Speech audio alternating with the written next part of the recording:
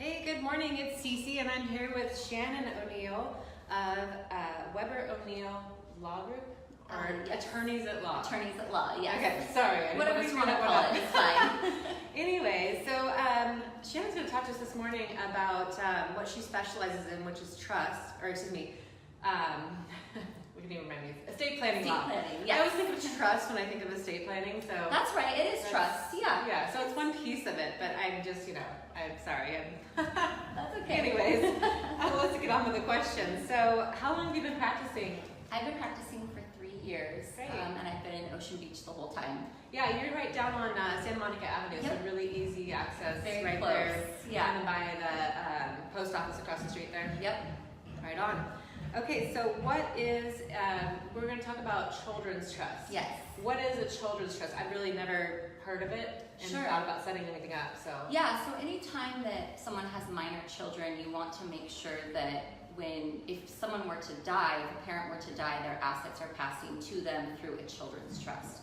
And the reason for that is that you can't inherit something when you're a minor child. So that money has to be controlled by the trustee until the child reaches a certain age and they are old enough and responsible enough to handle their own money. So while the child is a minor, the trustee can use that money to pay for their health care, their education, basic living expenses, so that money is being conserved for them and it lasts as long as possible.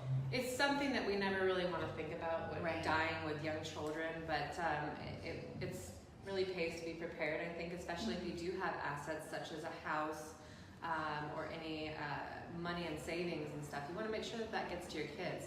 So even if just look at worst case scenario. You don't want to die, obviously, with young kids, but if it does happen, it really does pay to be prepared. So what do you feel is the most important about having a children's trust? What is the...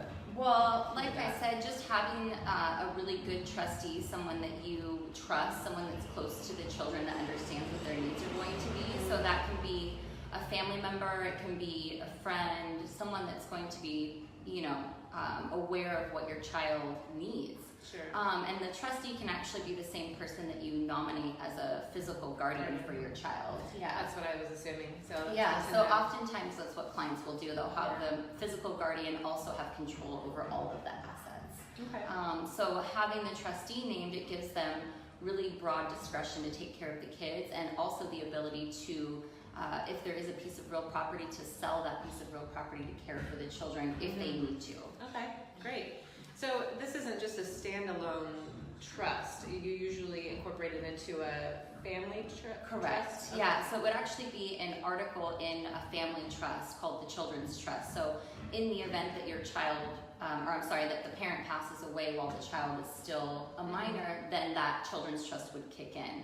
Okay. And ideally, once your children are 18, 20, 25, once they're old enough and responsible, you can then amend the trust and actually put the children in there as the trustees for the parents. Got it. So Okay. the roles kind of reverse. Flip-flop. Yeah. Got it. That's a great idea. Yeah.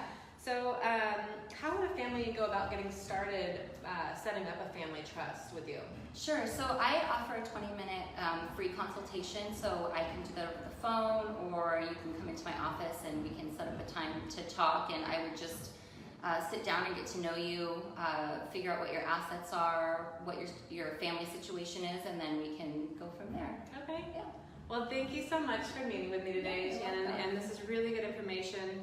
I love having people like Shannon as referral partners and people I can send my clients to, because my clients are very important to me, and I want to make sure they're getting good help and all the other resources in life that you might need.